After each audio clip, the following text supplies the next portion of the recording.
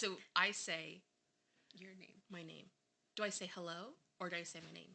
I think you just say, this is Drew. Oh, that's right. I'm so sorry. That's okay. It's not like we've done it twice already. It's only been twice. That's not many times. Okay. This is Drew. And this is Olivia. And we are Oddly Curious. Forever.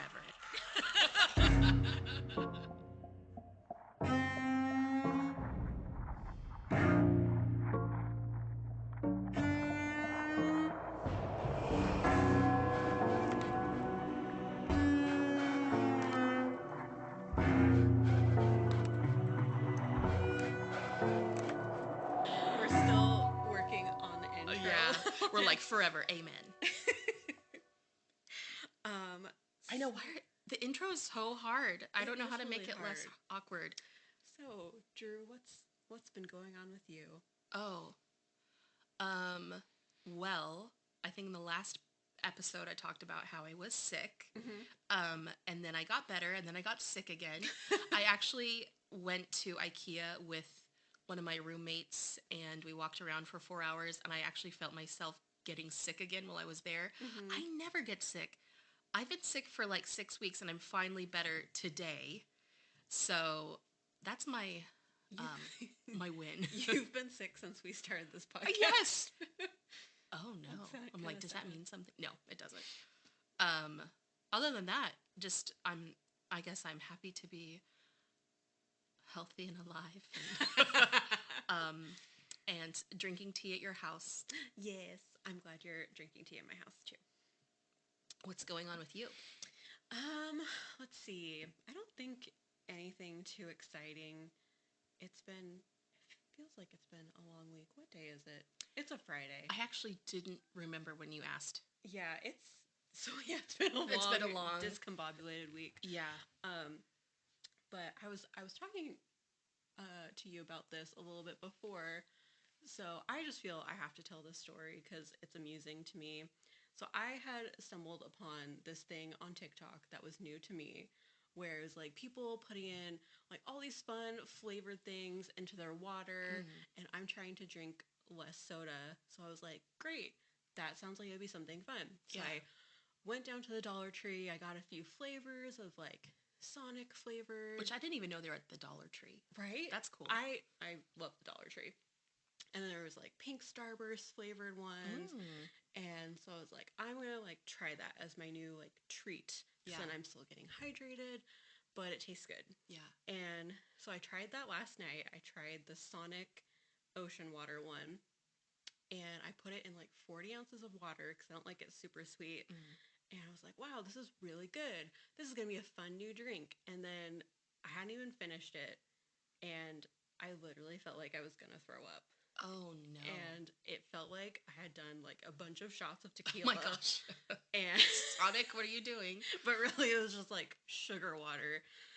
But is it actually sugar or is it like... It's aspartame. Aspartame. Oh, my gosh. But that's in Diet Coke. And so I was like... Yeah. Oh, that should be fine for me. But apparently, I don't do well with dyes, like the dyes that are in foods like that. And... yeah. I hate that when you're trying to be healthy, you actually, your body punishes you. Yeah. And then it's like, surprise, this actually has like a bunch of chemicals in it. You're not being healthy. What about like the Mio drops? Probably the Mio. I feel like those are probably I've tried those before. They didn't make me feel anything, but I don't like it too sweet. So it's like I do less. I do like a drop for like 40 ounces. Mm-hmm. But it really helps you drink like a gallon of water if you want because it's like treat water. Right. I'm like, it's delicious water. I mean, I already like water. Yeah, me too. I'm like, we're like, we like water. We like it. Don't judge worry. us. But anyway, I'm like, I'll stick with Diet Coke because it doesn't make me I figured it'd be like, I'll stick with tea. I'm like, well, Diet Coke works too. I mean, pretty much any beverage that doesn't make It's because we're beverage. We're beverage friends. We're beverage girlies. Because it's like, we're not happy until we have 3 beverages at once. It's true. So anyway. Yeah. I don't even know if I'm going to have Roman leave that in. But yeah. There we go. It's just, I do like the idea of drinking a lot of water, and sometimes water, as much as I like it, it's like, this is boring. Yeah. I need excitement in my life. I'm like, I'll just stick with liquid IV. It's... Oh, see, that I like. Yeah. Yeah. Yeah. I'm like, I don't know who I was trying to be. Trying to be fun, whatever. Well, I don't know.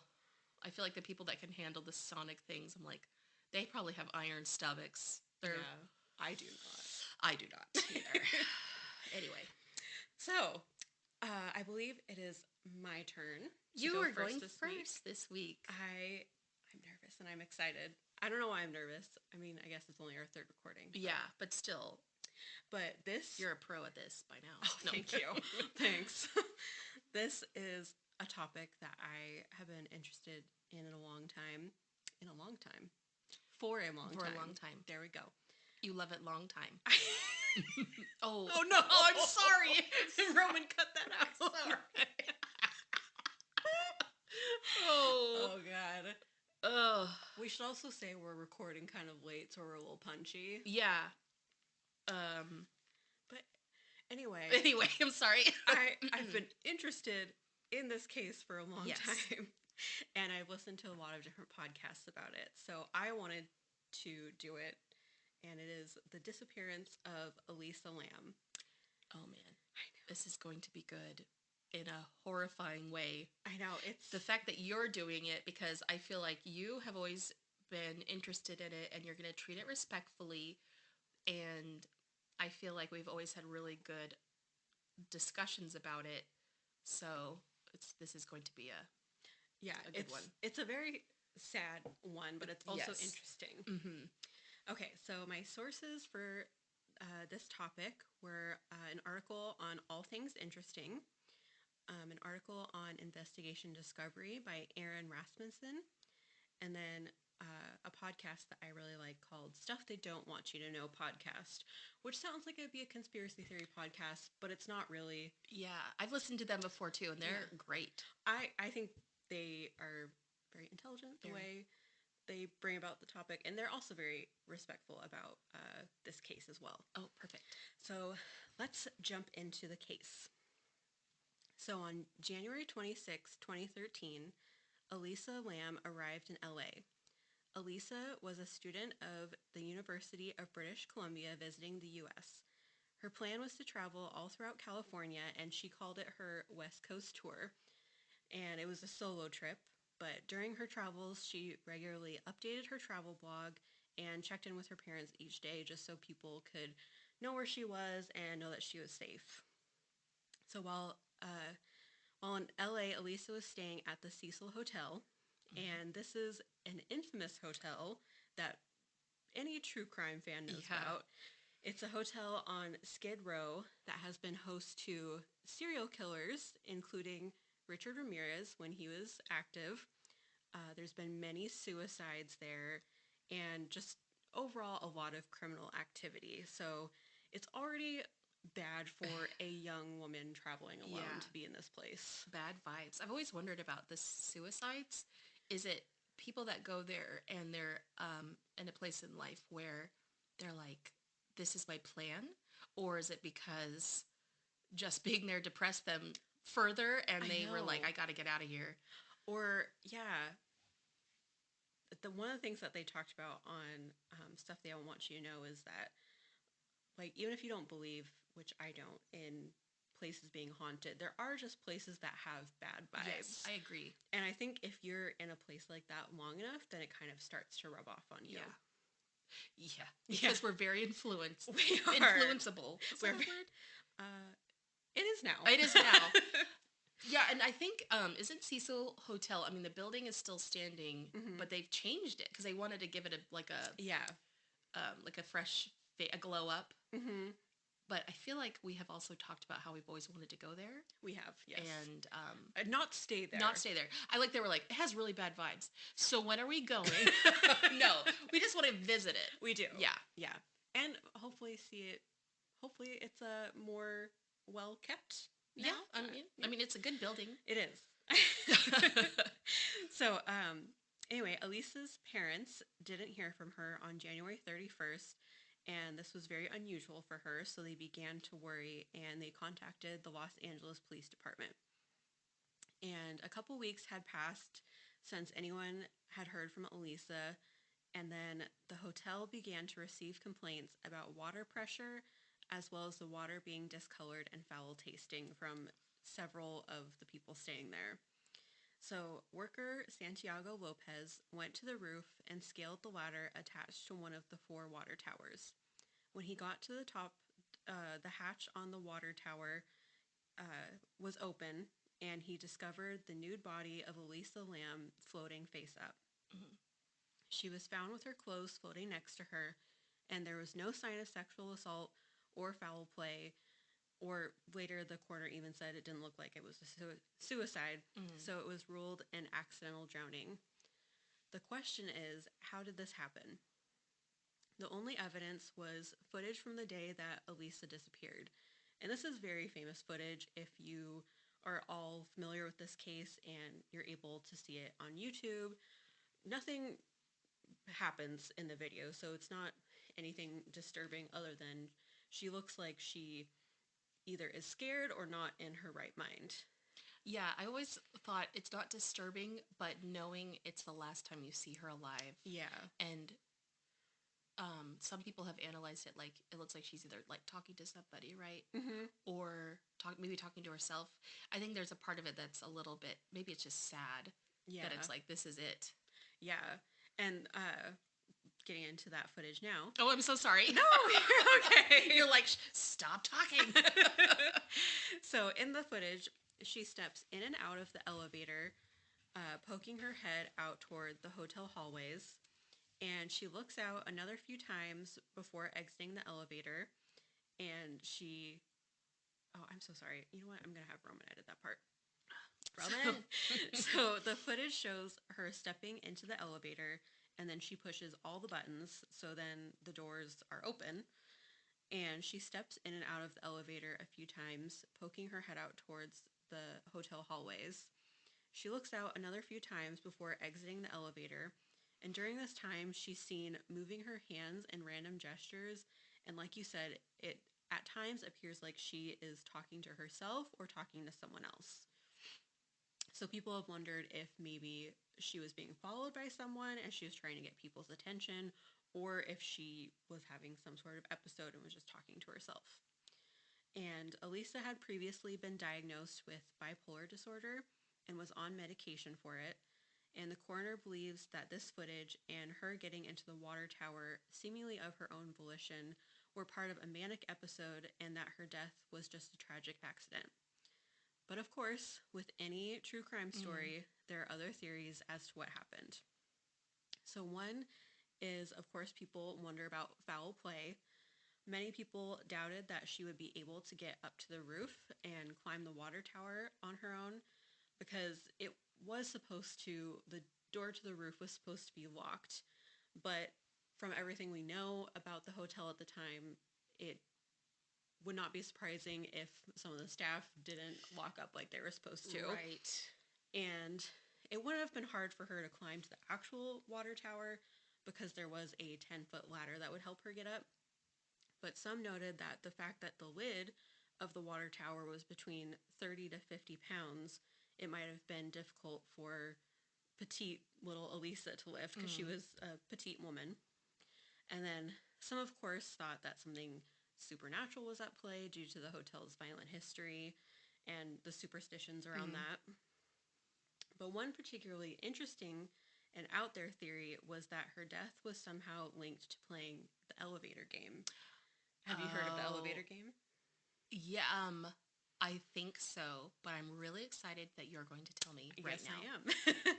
So the game is said to take you to a different plane of existence that looks similar to yours. Ooh. You emerge and everything is the same, but all the lights are off and you can see a red cross in the distance. Why it's a red cross, I don't know why. Red Cross as in like the institution? Not the institution. I don't know. In my mind, I'm like, it's a very Stanley Kubrick type of imagery of just like a glowing red cross. Okay, yeah. I see it. I mean, I don't see it right now. We're not. It is not in the room with us. I'm like, blink twice if you are in a different dimension. Do you see a red cross? Well, if you manage to reach this plane, returning to your world will be difficult. And if you were actually on that plane, I would not be right here because you would be the only living thing on that plane of existence. How do we know that it exists? I don't know. But I'm going to get into... It's like the source, like when they're, like, on Reddit or whatever, they're like, source, trust me, bro. Right? And that's pretty much what I'm going to say right now. Trust me, bro. Trust me, bro. Here are the rules for the game. So only one person can play at a time. It has to be performed in a building at least 10 stories high with an elevator. You enter the elevator on the first floor by yourself. If anyone else enters with you, you cannot continue. You press the button for the 4th floor. When it reaches the 4th floor, stay inside and press the button for the 2nd floor. Stay in when you reach the 2nd floor and press the button for the 6th floor. Don't get out. Go back to the 2nd floor. Once you're back at the 2nd floor, press the button for the 10th floor. And if you hear anything calling to you on the 2nd floor, don't answer. Once you get to the 10th floor, press the button for the 5th floor. When you get to the 5th floor, a woman will enter and try to talk to you. Don't speak to her, don't look at her. Press the button for the 1st floor.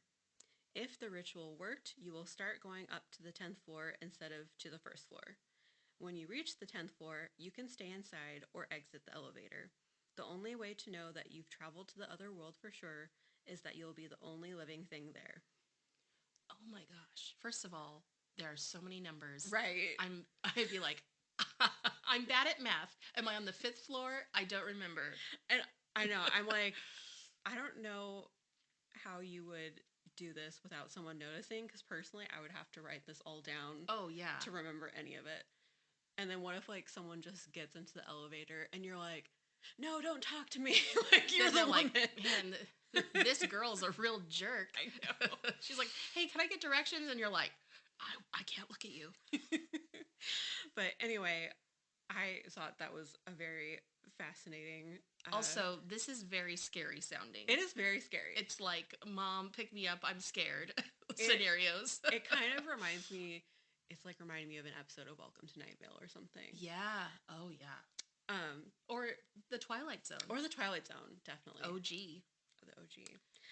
So, although urban legends like this are very interesting to discuss and think about, it is most likely that Elisa did, in fact, accidentally drown. Only Elisa truly knows what her mental state was at the time and the severity of her mental illness. No matter what you choose to believe, it's a tragedy that such a young woman with her whole life ahead of her had her life cut short. And that is the sad story of the disappearance and mysterious death of Elisa Lam. Oh, man. This one always gets to me because it's like, we understand how mental illness can really affect your day-to-day life.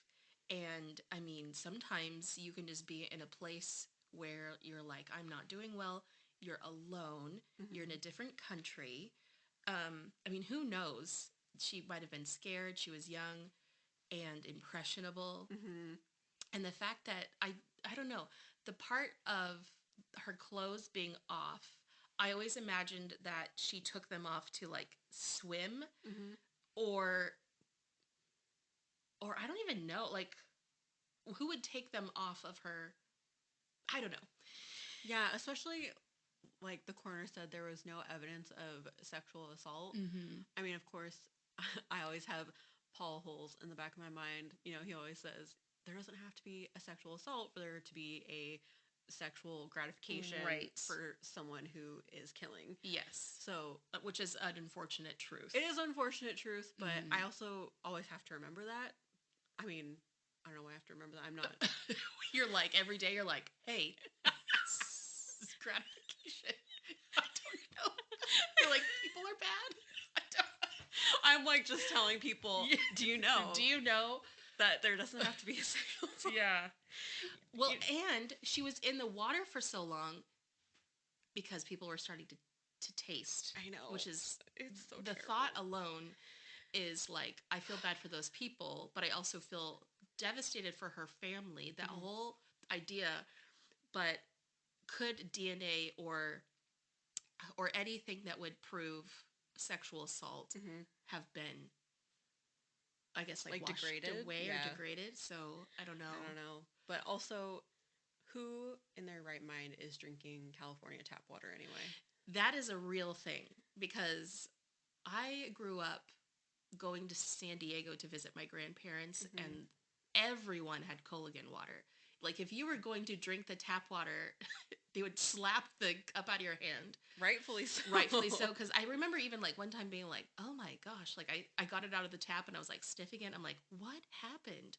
And they're like, oh, yeah, you have to boil it if you want to drink it. And this is a state in the United States. They're like, do not drink this water. Yeah, even the filtered water, because, like, whenever we would go to Disneyland, like, when we first started going, I would just ask for water, like, at one of the restaurants, and I'm like, this is the worst tasting water ever.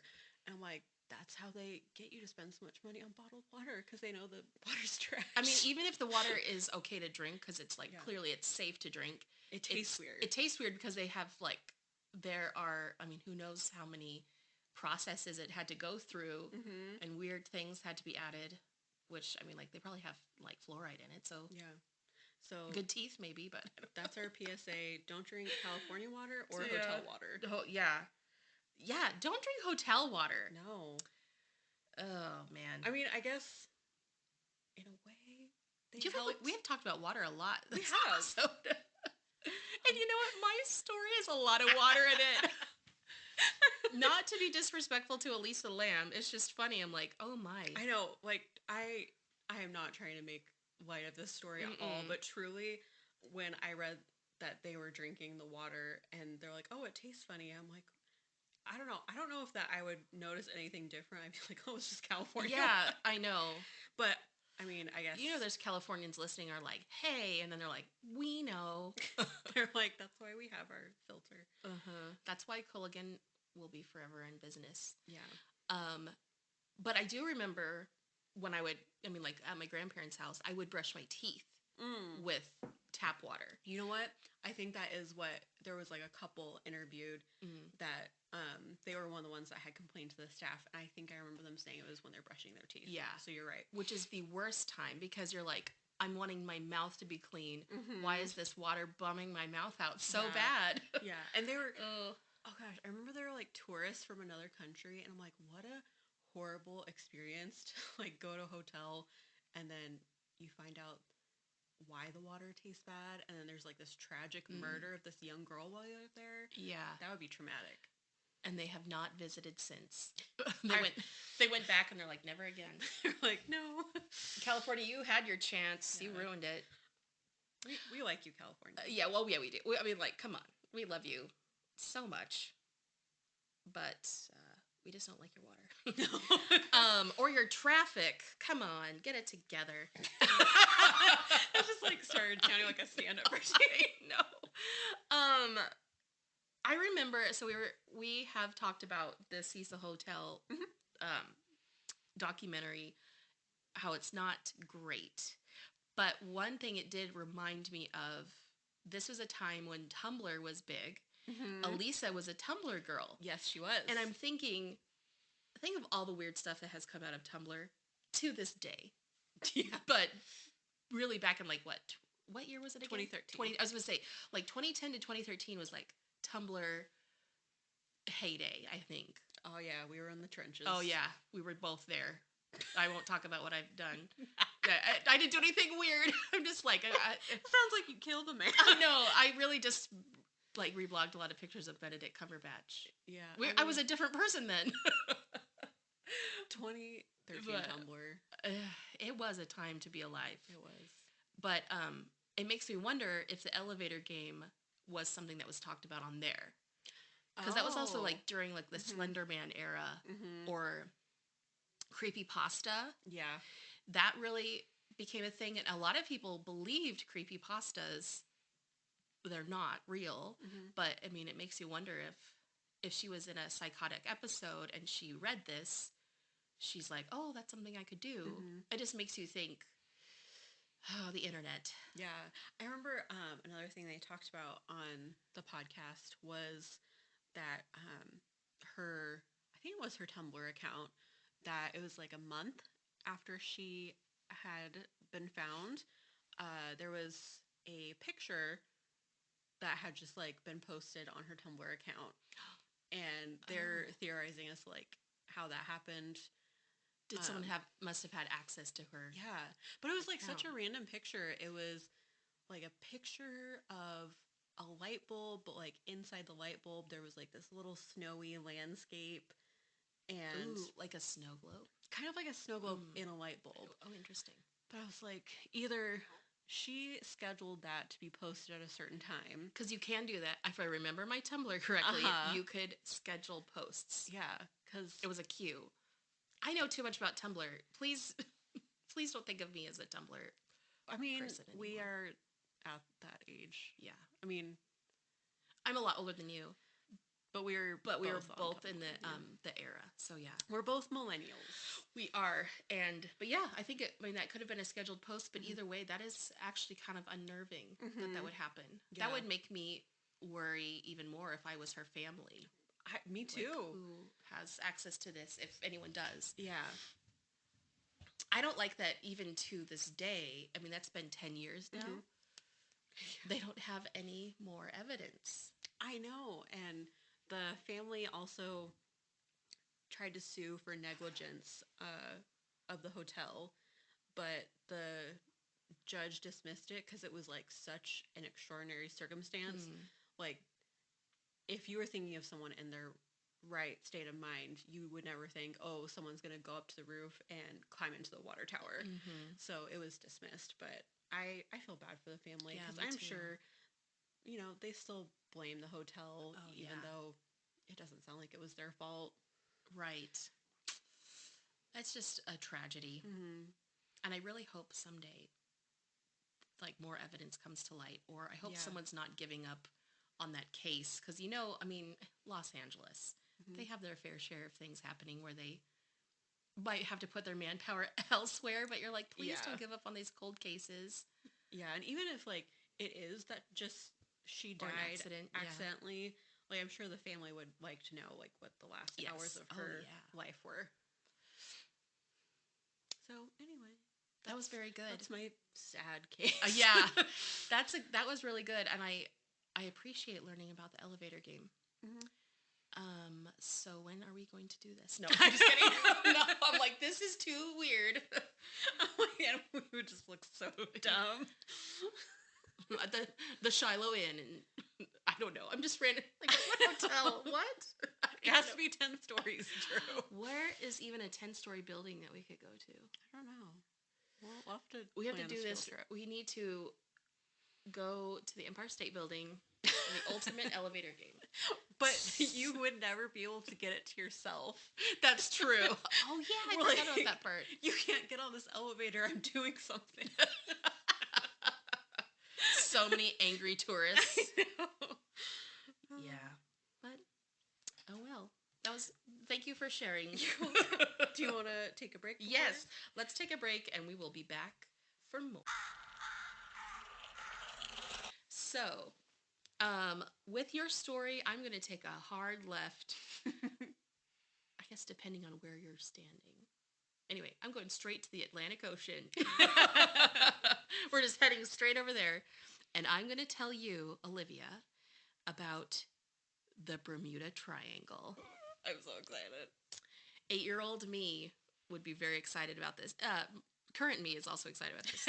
This is one of those things you learn when you're 8 and you're like, what is happening to this world? Why aren't we doing something about this? Kind of like quicksand, where you're like, oh my gosh, and then you become an adult and you're like, oh, there's worse things out there. Yeah, when you're a kid, you're like, well, obviously my biggest problems are the Bermuda Triangle and quicksand.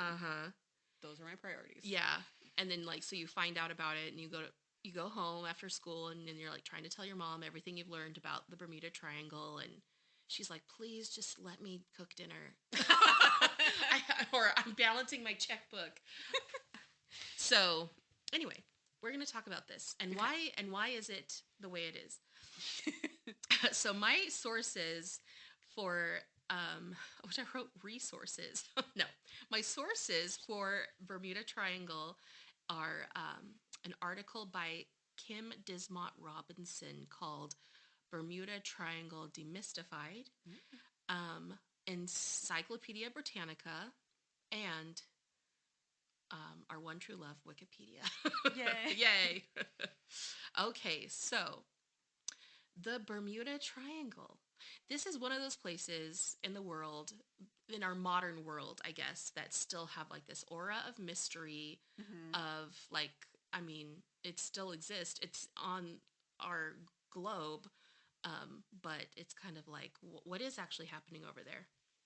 And this is a section of the North Atlantic Ocean off the southeastern coast of North America, so off of the Florida coast. And this is an area where at least 50 ships and 20 airplanes have said to mysteriously disappear. Oh my goodness. Yeah.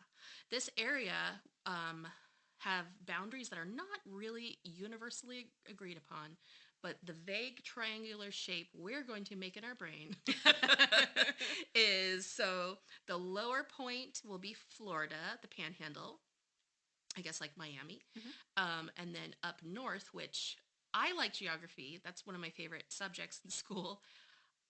I did not, in my brain, I did not remember that Bermuda is north of Florida.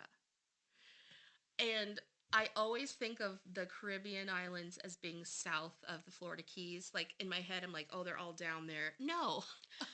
See, I don't have really any concept of north, south, east, west. I have a really bad sense of direction. Oh, I'm like, I can't do left or right to save my life. So I can do that. So together we will get out of whatever somewhere. We're in. Probably. Maybe not the Bermuda Triangle, but probably not. But were you going to say that you knew where Bermuda was? No. Oh, I'm just saying. She's so smart. I'm still impressed. Oh, okay. Because I don't know any of that. Well, so. I guess, I mean, if you look at the map, which let me look it up really quick because, boy, will I look silly if I'm wrong. We'll just cut all of that. Yeah. Bermuda, which... Man, let's go to Bermuda. All of these places I talk about, when I would look them up, I would be like, yeah, I'm down anytime you want to go.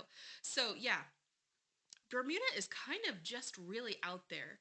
It's surrounded by so much empty water, and it is parallel to South Carolina. Oh. Which I did not even realize. That's interesting. Right? But it's so far from South Carolina. So it's like you're thinking, oh, it's, you can see it. You can't. But like if you just drew a line, you would just head straight into it. And so that's the tip of the top. That is the tip of our triangle is Bermuda. So we have Miami, Bermuda, and then the lower right, dang it, point would be Greater Antilles or Puerto Rico. So we have our little triangle. What's really weird is if you look it up, sometimes people think that point could actually be Chesapeake Bay. Okay. Or even, I read that some people will even stretch this triangle to the Irish Sea. Oh. Which it's like, is that even a triangle shape anymore? I guess it is, but it's just like a really skinny head triangle. We have to draw this out. Yeah. I'm like, so that's not the Bermuda Triangle anymore. That's the Irish Sea Triangle. What's going on in Ireland? The Irish Sea isosceles. I don't know. Anyway, so let's just stick with our regular triangle that we know. Yeah. This is sometimes called the Devil's Triangle, the Limbo of the Lost, the Twilight Zone, which came first, that or the TV show, you wonder, or the Hoodoo Sea. Well, such interesting names. I know. And then so this is an area that covers 500,000 square miles of Atlantic Ocean, which, real talk, did you know that there is a garbage patch floating in the ocean? Which I mean, like, yes, we do. Yeah. I'm answering that for you. You know that. I do know that. Yeah. Because we talked about it before. So this is actually in the Pacific, but I think we looked it up and there's like garbage patches all over the world, which is really sad. What was it like? The 5 main garbage patches? Yeah. Our world is falling apart, but yeah, it's all trash. It's all trash. The ocean is trash. So the Bermuda Triangle is 500,000 square miles. This garbage patch is 2 times the size of the Bermuda Triangle. I hate that. Yes. Which then I was thinking about it. Like, I haven't really seen pictures. I think it would bum me out too much to see it. But is this structurally sound? Could this actually become a new land? Could we create Garbage Patch Island? Is that like how Long Island happened? Oh, yeah. Wait, oh no. People on Long Island are like, why I oughta? If that's not true, I'm sorry. I know. Island. I'm sure I know that are places that have like dump sites that have become places. Yeah. But, like, it's not an insult. It's just, yeah. I thought you were going to be like, isn't that how Hawaii happened? And I'm like, no, wait. No, that was a volcano. No. This is like a trash volcano. I'm aware that Hawaii is volcano. No, I don't know why I thought that. Hawaii is like, we are actually beautiful and stunning, and get your garbage away from me. I know Hawaii. I never want to leave you. Oh, no. Let's go there. Okay. But what's so funny is like, okay, so this giant garbage patch, I was thinking about it, like, could we go there? Could we create our own system of government? Mm-hmm. But you gotta know there's like probably seagulls on it just taking over. There's seagulls have their own government. Yeah, there's probably a king seagull as we speak. Oh, no. Like a king rat. No, ew!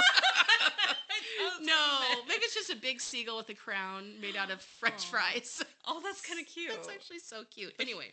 He would probably eat it first. Yeah, I realize this is really sad. I wasn't trying to bum you out that our world is dying and when will the garbage patch end? Maybe never. Maybe we'll all be a garbage patch one day. But anyway, back to the more fun thing, the Bermuda Triangle.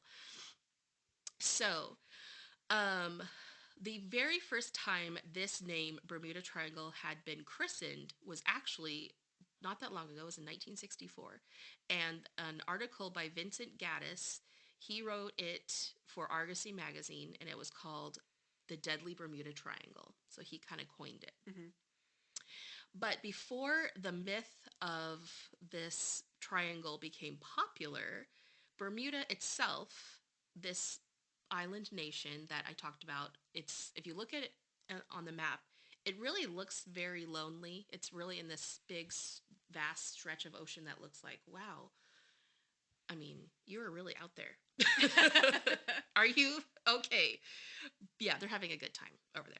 They're like, leave us alone. Yeah. Please look at pictures and wish you were with us because we are great. But long ago, it had a reputation for being an enchanted island. Ooh. Yeah. In fact, for many years, it was nicknamed the Devil's Island or Devil's Islands because, it has more than just one island. It has like a few happening. I think there's like 2. Oh, no. Bermuda's going to be so mad at me for messing this up. Sorry, Bermuda. Sorry, Bermuda. If you're listening, thank you for listening, and we're really sorry. So early sea travelers were, when they would come close to this island, they were frightened by the calls of the cowbirds and the squeals of wild pigs that they could be heard on shore, which, that sounds really cute.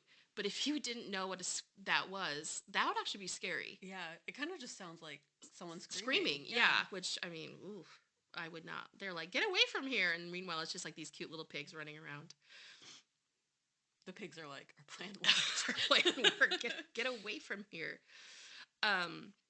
So perhaps the most fascinating things about these tales that were told by sailors were these treacherous reefs that were surrounding the island. And so this island had such a mystical reputation. It was even immortalized in Shakespeare's The Tempest, which that was the very first play I saw at the Shakespeare Festival, which was actually last October. Mm-hmm. I saw The Tempest, and it was amazing. And I went with a friend who knows so much about Shakespeare, and I know so little about Shakespeare. But what I thought was funny and sad is that the main island dweller that they see, oh my gosh, Roman, I'm so sorry. His name was Caliban. I was like Culligan Water. No, his name was Caliban, and he was a monster. And that's what was sad is like they basically were like, this island is full of creepy people, and it's just Caliban. I am so sorry to interrupt, but I also The Tempest was the first play I saw.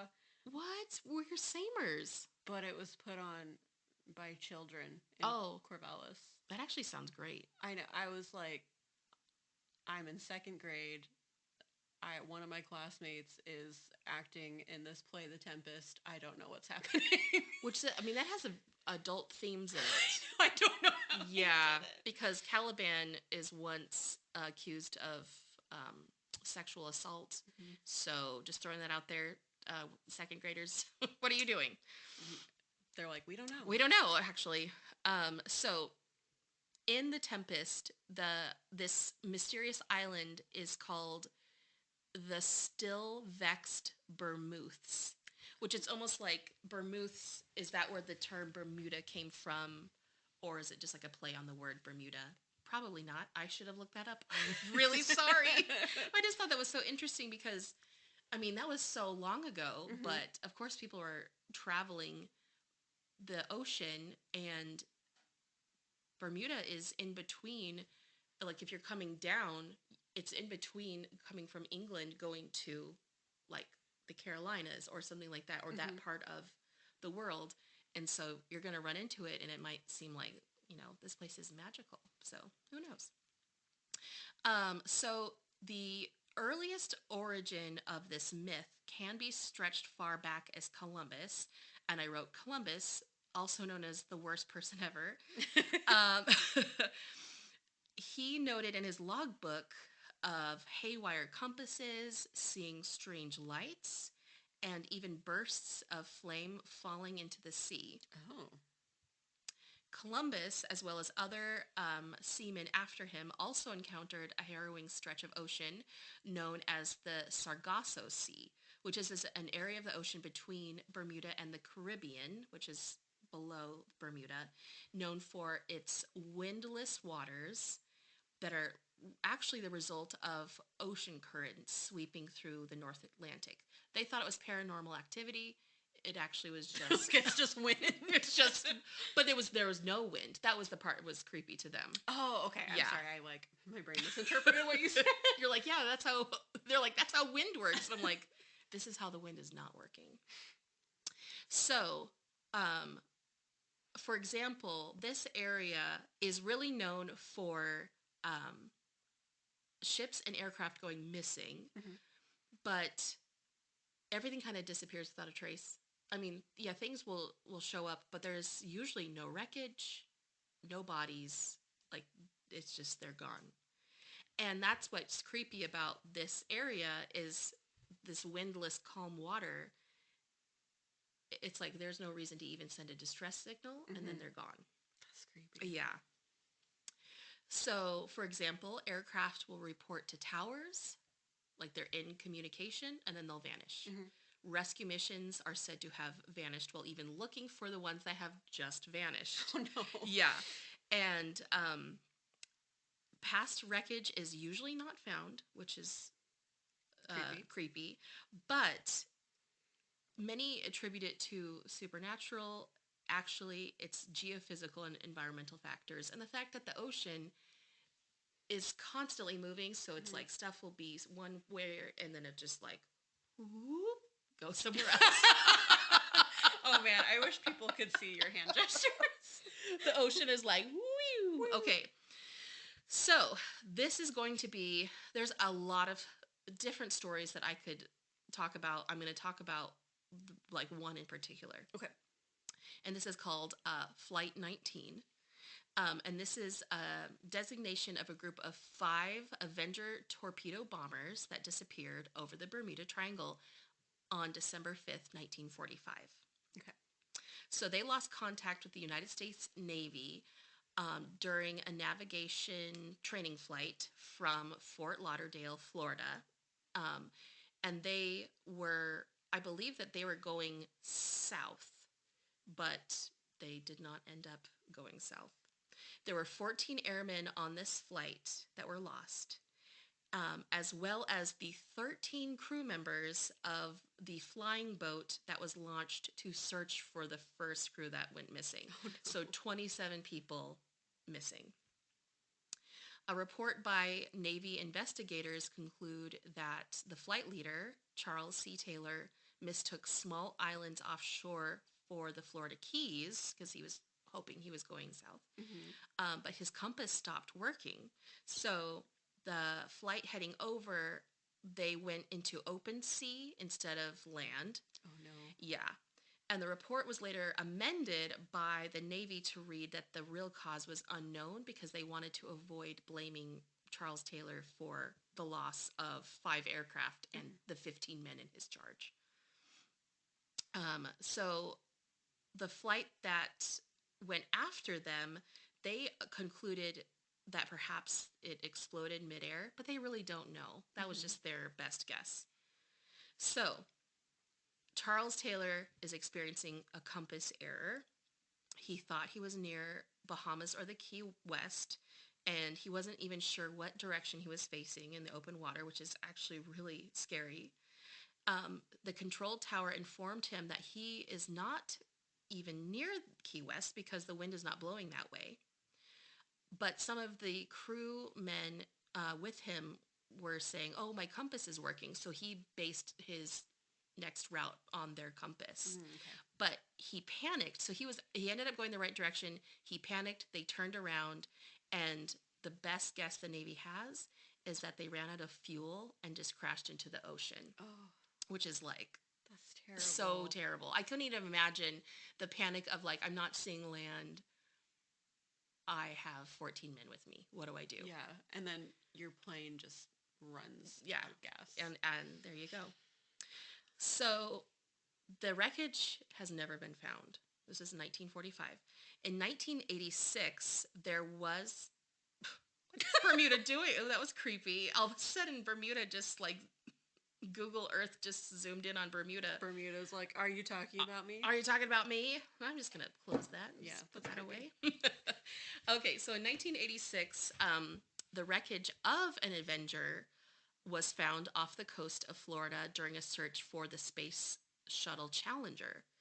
And an aviation archaeologist raised this wreck from the ocean floor in 1990. So they didn't even pick it up in 1986. They did it 4 years later, and it was not one of the missing planes. Oh, sad. Yeah. A different wrecked plane was found in 1991 by a treasure hunter. His name was Graham Hawkes, and he found it off the coast of Florida. But eventually it was concluded to be a wrecked plane from 1943, which was 2 years prior, which I'm like, this place is just full of wreckage, unfortunately. But also I love that there's just like a treasure hunter that's like, I bet there's a bunch of stuff I could find here. Right? What a cool job. He's like, my profession is actually treasure hunter. In March 2012, Graham Hawkes was reported saying that it suited him, his investors, and the Pentagon, yes, that Pentagon, to make this story go away because it was expensive and time-consuming. But there was never any conclusive evidence. I also wrote in here, please don't come for me, Pentagon. I'm just covering your face. I'm just like, I'm writing what I'm reading. Yeah. Anyway, so still, I mean, the last time it was like discussed was in 2015. It was still reported that no wreckage had been found. And this is because a lot of people don't want the simple answer of human error or a compass failing. Mm-hmm. So a lot of times people will attribute something mysterious to these disappearances, especially this particular one, Flight 19. In fact, it was featured in the 1977 science fiction film Close Encounters of the Third Kind. Such a good movie. Such a good movie. In the film's opening, the aircraft are discovered in the Sonoran Desert in pristine condition with full fuel tanks, which I did not remember that part. And then at the film's ending, the crew of Flight 19 returns to Earth in the alien mothership. And they're the same age as their disappearance, which it's like, oh, yeah. So, I mean, people really knew about this Flight 19. Spielberg's like, I did my research. Yeah, he's really good at his research. I'll tell you that. Okay, so one hypothesis for this disappearance is that pilots fail to account for the agonic line, which is a line where there's no need to compensate for magnetic compass variation. And there are parts of the Earth where your compass is just going to go wonky. And so as they approach the Bermuda Triangle, there's a navigational error and their compass is not working. So another popular theory is that the missing vessels were felled by a so-called rogue wave, which sounds a little made up, but actually it's a real thing.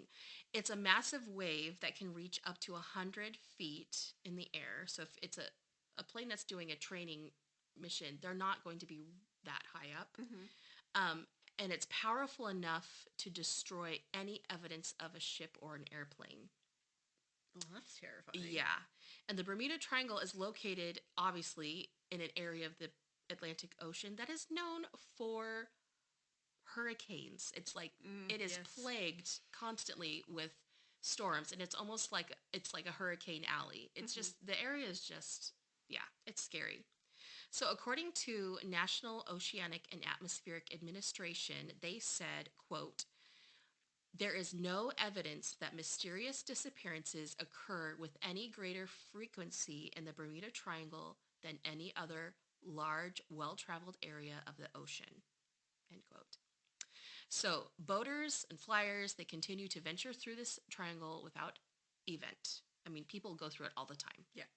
And the ocean is terrifyingly still untouched. And so much of it is actually,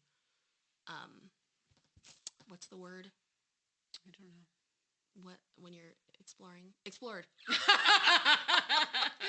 So much of it is unexplored. I think there's like the statistic of how much space from, outside of Earth has been explored versus the ocean. The ocean is on Earth, and the ocean is still like, you don't know me. I'm crazy. The ocean is beautiful but terrifying. Yes, yeah. Yeah, she is a cruel mistress. She is. So another scientific theory suggests large deposits of methane gas spewing up from the ocean floor, and this happens within the triangle's borders. These huge eruptions of methane bubbles push water away from a ship, which causes it to sink. It's highly flammable, so it can rise into the air, igniting a plane's engine, causing it to explode, and then it's gone. And, yes, and I don't know if you're thinking the same thing I was thinking when I was reading this, but yes, there was an article I saw that was titled "Ocean Farts." The truth behind the mystery of the Bermuda Triangle. That's hilarious. Yeah. But I mean, that's literally what it is. Yeah. And it's a real thing. And for example, this has been tested. Laboratory experiments carried out in Australia have proven that bubbles can indeed sink a scale model ship by decreasing the density of the water, and then any wreckage consequently would rise to the surface and then just be rapidly dispersed by a Gulf Stream. So it's just kind of like gone and then goodbye. And it also has been hypothesized that there is methane eruptions in addition to the gas. So they're sometimes called mud volcanoes, which I'm like, okay. Yeah, so I know where this is going. The ocean has the runs. Yeah, it's like, never trust a methane bubble. You don't know where it's gonna... Yeah. Anyway, I'm like, the ocean is just like us. It also can't drink ocean water from Sonic. Oh, no. Anyway, so these mud volcanoes produce frothy water that reduce the buoyancy in the water. So it's like a ship can literally just go down without a warning. Wow. Which is actually really scary. It is really scary. Because it just be like... It's just like... Yeah. It's kind of like the consistency or the like, who knows what. I'm not a scientist, but the water is just like, goodbye. So, last but not least, so when Googling the Bermuda Triangle, you will see that it has, you can leave a review for it. Like it's on Google. It's a Google review. It has one single star. It has one single 5-star review. Someone out there left a 5-star review for the Bermuda Triangle. Oh my gosh. All it says is dangerous location. I like that it's like dangerous location, 5 stars. 5 stars would go again. Would go again. I'm like, whoever that guy was, I like him. So, all in all, this legend of the Bermuda Triangle is pretty much a manufactured mystery. It's an area that has been journeyed through so many times, but it's just like the earth is crazy and you are seeing it happen. Yep. It's just proof of that. Writers have either purposely or unknowingly made use of these misconceptions, creating, fictitious lies, faulty reasoning, lots of sensationalism. And of course, it's just fun to imagine that it could be something other than methane gas. I mean, we all want that. So last but not least, I will end it with a 2013 study, the Worldwide Fund for Nature. They identified the world's 10 most dangerous waters for shipping. The Bermuda Triangle wasn't even on it. Wow. Yeah. So that kind of gives you an idea of the ocean. Do not mess with it. Bermuda Triangle's like, please stop slandering me. Please. Yeah. Like I'm good. And that is it. That is the story of the mysterious Bermuda Triangle. That was so good. I learned so much that I didn't know. Yes, me too. When I was doing the research, I was like, ocean is crazy. Also, I fully understand now why like all of these folk tales and stories came about from like sailors when sailing was a lot more common. Because I mean, your ship just gets like sucked down by the ocean. Like, of course you'd be like, oh, it's a sea monster. Oh yeah. You wouldn't think, or it's the lost city of Atlantis. Yeah, drawing me down. Not ocean farts. Not ocean farts. Because it's like, yeah, back then, so much of the ocean was undocumented or not mapped out. Stuff happens today where people will go missing and we're like, what happened to them? Like the Malaysian flight. If that happened 500 years ago, granted they didn't have airplanes back then. but if it was equivalent. The equivalent, it's like, oh, they would be like, that was the devil. The devil's in the ocean.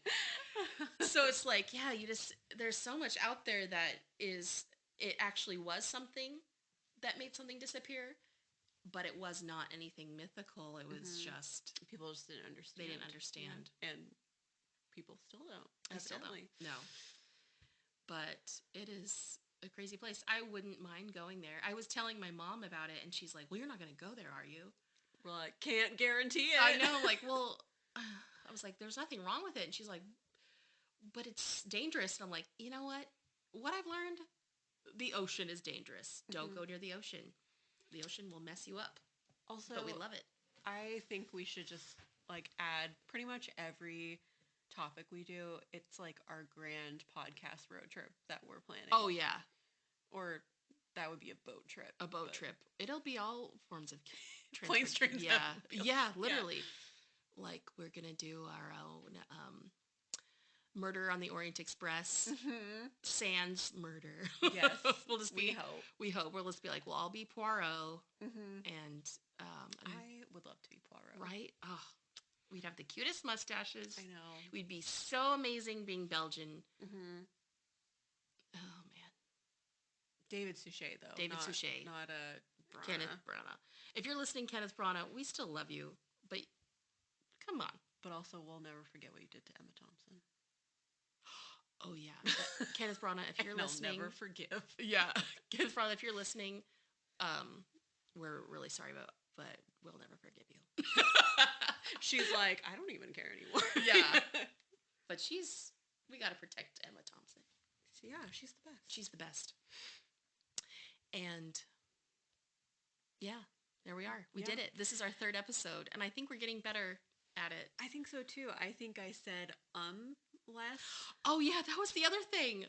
I was thinking about my word whiskers, and I hope I didn't say a bajillion different so's every word. So for anyone, I just did it. For anyone who was thinking the first episode, wow, they don't have any word whiskers. That's not true. My husband is just really good at editing. And so he makes us sound smart. Yeah. The first time I heard it, I was like, Roman is a genius. He is. He's the greatest producer known to at least this household. It's true. Because I was like, this actually sounds great. It does, yeah. Meanwhile, he's like, I've been staring at this computer for 37 hours. He's like, if you say one more time. Oh, right. Oh, yeah. So, oh gosh, there it is again. Yeah. Anyway, word whiskers, they're hard to get away from. They really are. We'll work on it for you guys, though, and for my husband's sanity. Yes. Although I'm gonna try my hand at editing. He's gonna teach me some editing. That would be great. I should also learn. I should contribute to this venture. You are contributing. I'm just driving. That's what I do. I drive to your house. Hey, we're both doing the research. You made a good social media post. You made a funny meme. I will be here for the memes. Yeah. I'll meme it up if anytime you want. I know what I'm good for. Do we have anything else before we sign off?